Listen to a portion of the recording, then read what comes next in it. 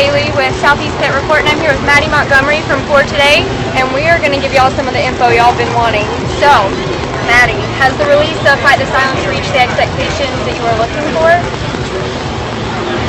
Yeah, to be honest, I think it's even exceeded them. One of the things that we sort of set out to do when we released the album was we wanted to help raise awareness and money to help fight the issue of human trafficking. And actually, just the other day, I was on Tumblr and I saw a post that was all the facts that we included in our Fight the Silence music video that had been reposted like 127,000 times.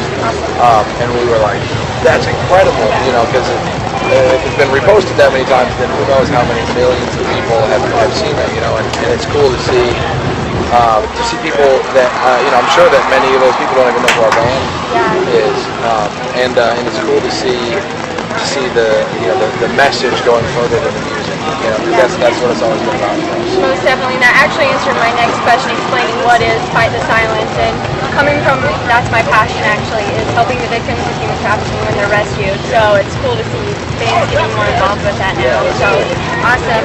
We were reading that y'all are actually praying over the crowds before y'all go out on the show and stuff. Have you seen results or lives change? People coming to know Christ from these shows, or? Yeah, I mean, we wouldn't waste our time if they weren't. Every day, whether it's, we've had people on this tour literally run up and say, I need Jesus. And we've had other people come up and say, because of your band, I've been able to keep the faith through some of the hardest times in my life. And so there's a lot of different people in a lot of different places that God has by His grace, using our music to impact people's lives. So, that's what it's all about. That's what we've been dreaming about since day one. Cool. Yeah. Now, with your off time and stuff, you're traveling with bands, I'm sure, different faith backgrounds that are from one extreme to the other. Are y'all having opportunities to talk to them? Absolutely. Yeah. Cool. I want to respect their privacy. We've had guys in bands come up and say, "Can I'd like to give my life to Christ, or can you maybe teach me more about what you believe? I'd like to sit down and talk about your perspective on life, which turns into a faith talk." So that's what it's all about. Cool. Yeah, most definitely. So how do you guys avoid? With words like this, sex, drugs, and rock and roll, how are y'all to avoid the temptations? Because I'm sure they hit y'all hard, especially with devil fighting. It's funny. I'm about to get theological on it. Do it. Go theological. I have wondered that a lot, and I hear guys in Christian bands that, when I'm sitting down and I'm like, yo, you're hooking up with girls that shows preaching the gospel on stage, or calling yourself a Christian band, you guys are misrepresenting what all this is about, and they're like, yeah, I know, it's just so hard, girls are always love themselves. Like, that doesn't really happen to us. And I was like, maybe it's because we're ugly, or maybe it's because everybody knows where we stand. Maybe it's because you guys are like winking at girls and stopping and talking to them and giving them their number and whatever. I realized something recently. Like, it's not wrong to be tempted. And whether it's the temptation to get full of ourselves because we're playing in front of a lot of people, whether it's the temptation to try to use that influence to get girls to sleep with us, whether it's a temptation to get drunk or high with some of these other guys, and it's not wrong to be tempted. Jesus himself was tempted. The thing that's wrong is to succumb to that temptation. And something that I realized about a year ago, maybe a few months ago, is I don't think temptation corrupts people. I believe temptation exposes the inherent corruption inside of us.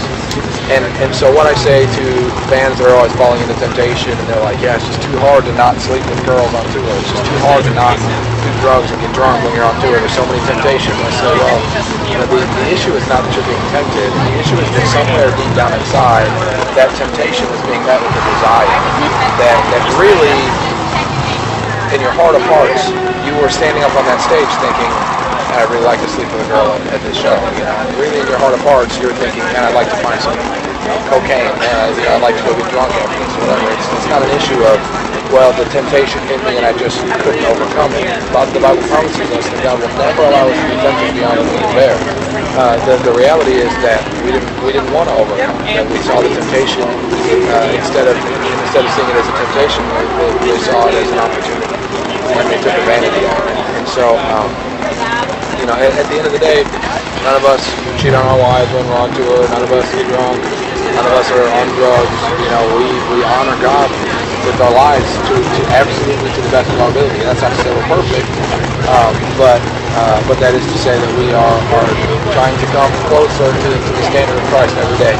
And the issue is that the reason for that, I think, is that the grace of God has transformed our hearts and begun removing those self-destructive desires that were inside of us. So when temptation comes, most of the time we don't even notice.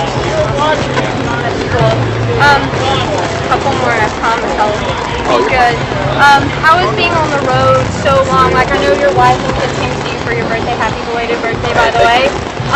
Is it hard though? I know y'all just had a kid and you're missing part of the... Two of them. We have 2 little boys who are like grown up. Yeah, it's difficult. And it's the sort of thing I want to like stand up on stage every day and tell everybody, I have 2 kids at home. I hope you appreciate me being here. Yeah. But at the end of the day, when we do a signing or whatever, we meet somebody and they say, because of you, I found the courage to start cutting myself. Because of you, I decided to come to Christ. It's like, I miss my boys, I miss my wife, and I go home and I see them as regularly as I can, usually about once a week. So I never gone for a crazy amount of time, but when I hear about the way that God is using it to impact lives, it kind of helps make it all work. That's the purpose and the Yeah, focus. right. Cool. So are there any bands while we're here you recommend that we go check out? Check out Fit for a King. These guys are friends of ours. They're on the Ernie Ball stage. They're awesome. Great band, good friends of ours. Awesome. Cool.